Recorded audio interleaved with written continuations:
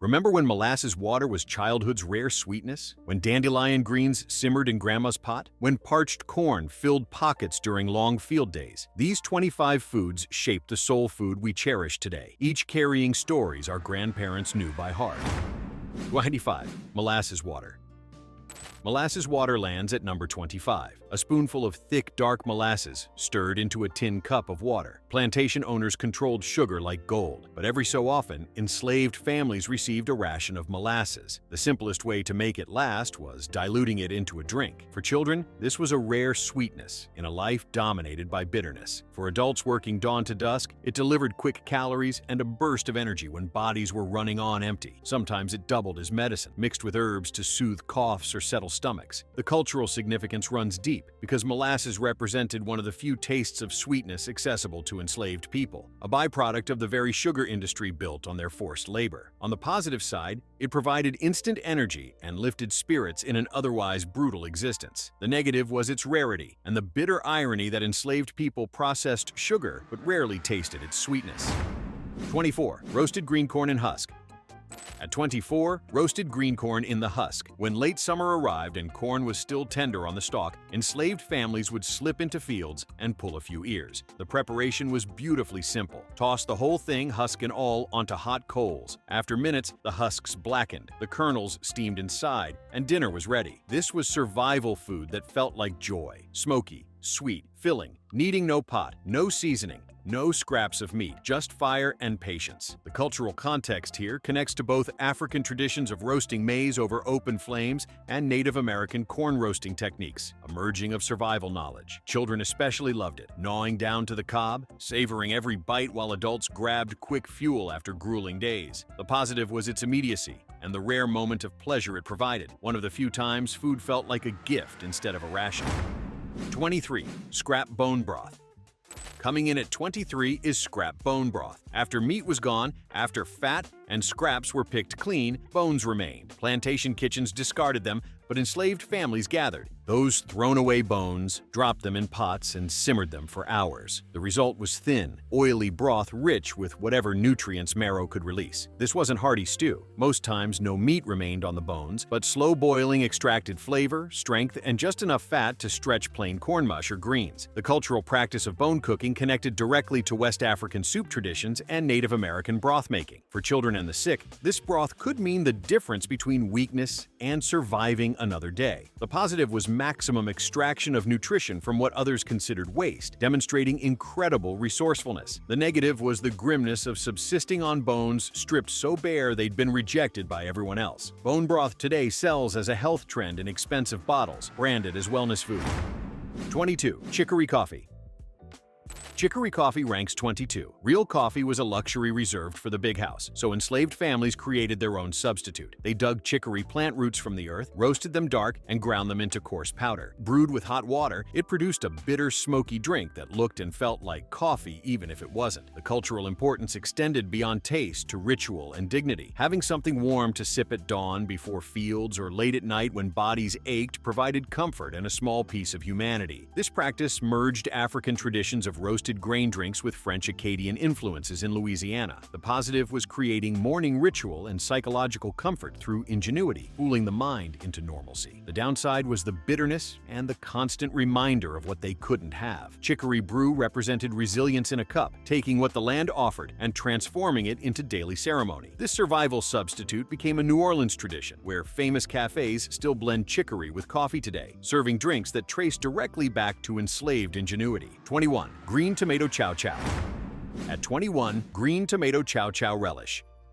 When harvest ended and tomatoes hung green on vines, enslaved cooks refused waste. They chopped unripe tomatoes, mixed them with peppers, onions, vinegar, and salt, then simmered everything into a sharp relish called chow chow. The result was bright, tangy, slightly spicy, cutting through the heaviness of beans, corn mush, or boiled greens. AECI, spoonful transformed plain survival food into something that sparked taste buds. This preservation method blended African pepper sauce traditions with British piccalilli influences, creating something distinctly American. The positive was dual purpose. adding flavor while preserving food into cold months when gardens went bare. The negative was that it required ingredients that weren't always available, and the labor of preparing it added to already exhausting days. Chow chow represented a survival strategy hidden in a relish jar, rescuing what couldn't ripen and extending it through winter. Southern tables today still serve chow chow alongside barbecue, beans, and cornbread. 20. Stewed cabbage cores. Stewed cabbage cores ranks 20th. Plantation kitchens used crisp outer cabbage leaves while tossing tough woody cores aside. In slave quarters, those cores weren't waste, but survival stew ingredients. Cores were chopped and simmered for hours until fibers gave way, sometimes flavored with a pinch of salt or scrap of pork fat when available. More often, just cabbage and water made thin, bland broth, but warm enough for empty bellies. This connection to European cabbage soup traditions merged with African vegetable stew techniques, showing how enslaved cooks synthesized knowledge systems. The positive was zero-waste philosophy and stretching meals further when every calorie mattered. The negative was the woody, bitter quality and the hours of fuel needed to make cores edible. Stewed cabbage cores showed that enslaved families had no room for waste, finding ways to eat what others discarded. 19. Foraged black walnuts. Number 19 brings us foraged black walnuts. Cracking black walnuts is no easy task with thick shells that stain hands and nut meat hiding deep inside, but enslaved families found them worth every strike of rock or hammer. Gathered from forest floors, these nuts were prized for their richness. Once cracked, kernels offered protein, fat, and flavor far stronger than regular walnuts, sometimes eaten raw, other times chopped into porridges, or used to stretch simple desserts when molasses appeared. The cultural significance connected to Native American nut-cracking techniques combined with African oilseed knowledge. Black walnuts weren't just food, but survival treasure, where every nut meant energy stored, a small victory against hunger. The positive was high calorie density and storage potential for lean months. The negative was the labor intensity and limited seasonal availability. Families saved them carefully or carried them to fields for quick strength. Black walnut cake, ice cream, and old-fashioned candies today all stem from food-enslaved people first foraged from necessity. 18. Pickled cucumbers and peppers.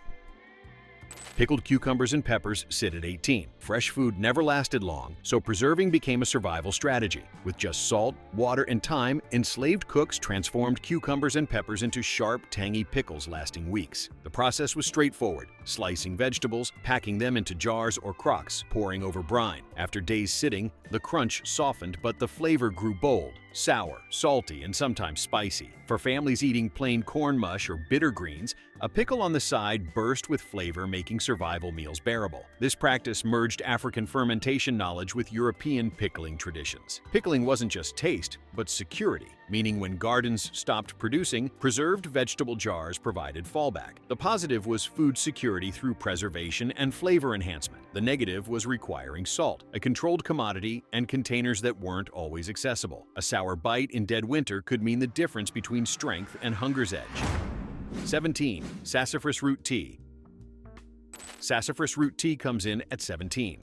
When water alone grew dull, enslaved families turned to woods for flavor. Sassafras tree roots, dug from earth and boiled, made tea unlike anything else: earthy, fragrant, with sweet hints. Long before root beer was bottled, sassafras root tea was a survival drink. Beyond taste, sassafras was believed to have healing powers. Hot cups soothed coughs, eased fevers, and gave comfort when no real medicine existed. For people forced to work sunup to sundown with little rest, this mattered enormously. The cultural context shows enslaved cooks weren't just boiling roots from desperation, but carrying herbal knowledge from Africa while learning from Native Americans, blending traditions to survive. The positive was medicinal properties and providing warmth and comfort beyond plain water. The negative was the labor of digging roots and limited growing regions. Sassafras became more than drink. It was resilience in a cup, dignity sipped by firelight. Centuries later, its flavor-inspired root beer loved worldwide. But the origin wasn't sweet soda in frosty mugs, but enslaved families seeking warmth from roots pulled from ground. This survival tea left lasting marks on American beverage culture. 16. Plain cracked corn grits. At 16, plain cracked corn grits. If one food never disappeared from slave diets, it was corn. Ground fine became mush. Left in bigger pieces became grits. Enslaved families boiled cracked corn in water until it swelled and softened into thick, plain porridge. No butter, no cream, no cheese, just corn and water. This dish was filling but not indulgent. Survival fuel heavy enough to quiet bellies, simple enough for one pod, cheap enough to always be available. Day after day, grits appeared at tables in some form, morning or night. The cultural foundation traces to Native American hominy traditions merged with African millet porridge techniques. Even though plain, grits became the foundation of Southern cooking, eventually transformed with seasoning milk or gravy from survival food into comfort food. The positive was reliability and availability as a staple that never ran out. The negative was monotony and the plainness that offered no pleasure, only sustenance. In slave quarters, plain grits were often the first bite of the day and sometimes the only one, a reminder of how staples endure. Today, grits are dressed with shrimp in restaurants or smothered with cheese at diners, but their root story is grimmer. Bowls of cracked corn keeping bodies alive under impossible conditions. 15. Boiled cow tongue. Boiled cow tongue ranks 15th. Best beef cuts never reached slave quarters, but when cows were butchered, parts like tongue, tough, fatty, and considered undesirable, sometimes did. Enslaved cooks wasted nothing. The preparation was plain, tongue scrubbed, boiled for hours until tender, then sliced thin. Sometimes pinch of salt or splash of vinegar gave flavor, but most times eaten as is. Chewy, heavy, and filling. This reflected both African offal cooking traditions and European boiling methods adapted to survival circumstances. Tongue wasn't just scrap, but a rare source of real protein and fat in diets leaning heavily on grains and greens. The positive was substantial nutrition when meat was a precious commodity. The negative was the texture and appearance that many found off-putting, plus its rarity. For families stretching vegetables and corn into meals, having actual meat, even from tongue, felt like victory. What's fascinating is the transformation. Today, beef tongue is a delicacy in cuisines worldwide, from tacos de lengua in Mexico to deli tongue sandwiches in New York. 14. Wild muscadine grapes.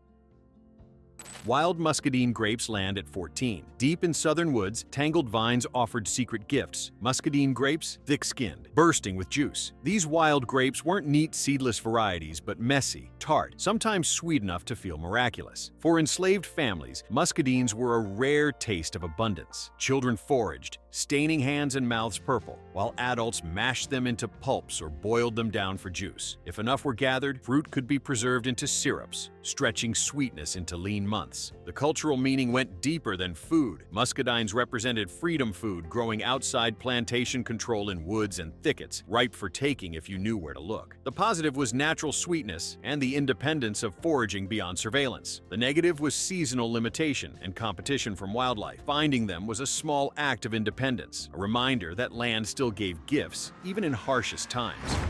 13. Broken rice porridge. Broken rice porridge, Carolina middlings, sits at 13. On Carolina plantations, rice was king, but enslaved families almost never saw fine, polished grains that made planters rich. They got middlings instead, broken rice bits, left after milling. To the owners, it was a waste. To the enslaved, it was survival. Those fragments were boiled into thin porridge, sometimes salted, sometimes mixed with scraps of beans or greens, but most times just rice and water. It wasn't fancy or long-filling, but it was fuel for another day of work. The striking part is that enslaved Africans already had deep knowledge of rice cultivation and cooking from their homelands, particularly from Senegal, Nigeria, and Ghana. They knew how to coax flavor and sustenance from even broken grains, preserving not just bodies, but culture. The positive was a familiar texture, providing psychological comfort and versatility in preparation. The negative was thin consistency that left stomachs empty quickly. Broken rice porridge was a lifeline, and over time, the idea of stretching humble rice into soups, porridges, and stews became a kitchen cornerstone. 12. Foraged persimmons.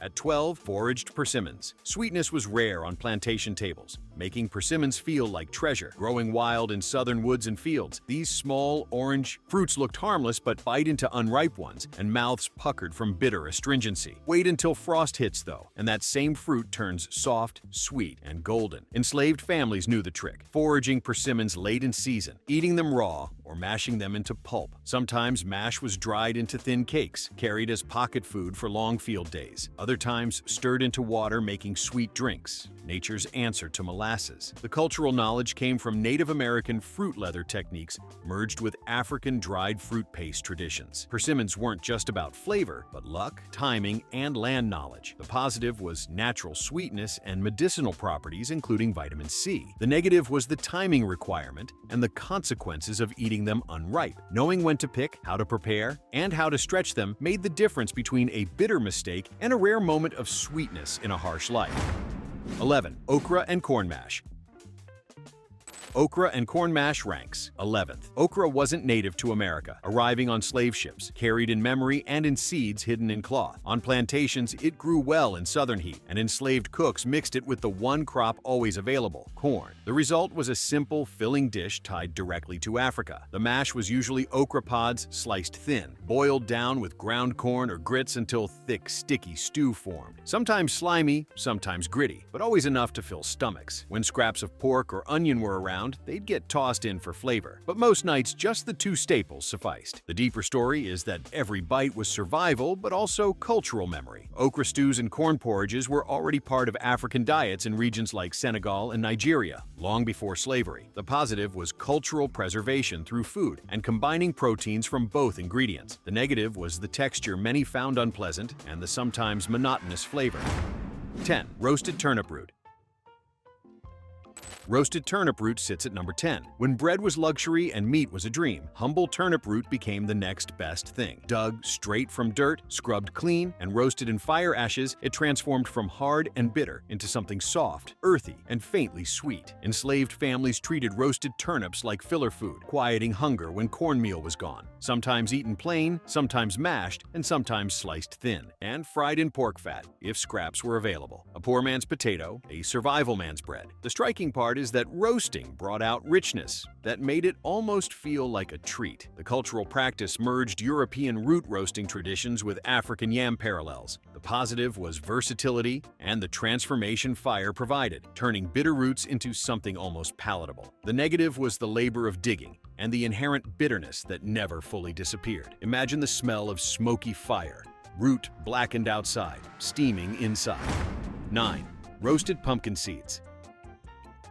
At 9, roasted pumpkin seeds. After pumpkin flesh went into pots, nothing was thrown away, not even seeds. Enslaved families washed them, dried them, and roasted them over hot coals with little salt if available. The seeds became a rare, crunchy snack. They weren't just tasty pumpkin seeds packed protein and fat, things scarce in diets built mostly on grains and greens. For children especially, a handful of roasted seeds could mean the difference between going to bed starving and sleeping with at least a little comfort. This practice connected to Native American seed roasting traditions adapted by enslaved people. What makes it powerful is this was survival food born from waste. What most plantation kitchens scooped out and tossed, enslaved cooks transformed into something useful, even enjoyable. The positive was nutritional density and portability for fieldwork. The negative was limited quantity and seasonal availability. That instinct to save, to stretch, to make something from nothing defined survival, and its tradition that stuck. 8. Pumpkin and wild greens pottage. Pumpkin and wild greens pottage ranks 8th. When food ran thin, enslaved cooks got creative with whatever land gave up. Pumpkins growing wild in patches and bitter greens from fields often ended up together in one pot. The result was pottage. Simple stew, more survival than celebration. Chunks of pumpkin gave sweetness and body, while greens, tough, bitter, and stringy, filled out the pot. Sometimes the whole thing simmered with just water and salt. Other times, if luck struck, a sliver of pork fat or stray onion added flavor. This wasn't just food, but survival alchemy, taking bland, bitter, and unwanted and turning them into something warm and filling. The cultural roots trace to both African one-pot stews and Native American Three Sisters gardening combining corn, beans, and squash. The positive was resourcefulness and nutritional balance from combining vegetables and greens. The negative was the often bitter, unpleasant flavor and thin consistency. That kind of cooking taught resourcefulness and endurance, and the echo still lingers. 7. Salt pork scraps.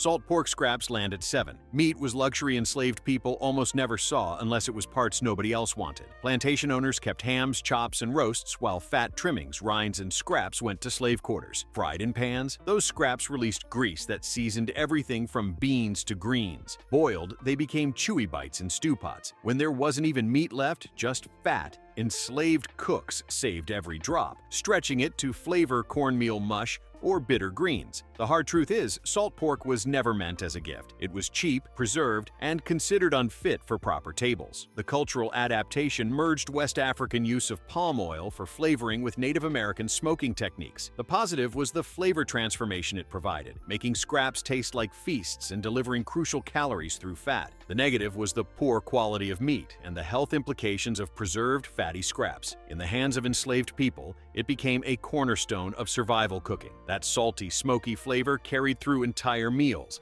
and the legacy tastes strong today. 6. Molasses water and dandelion greens.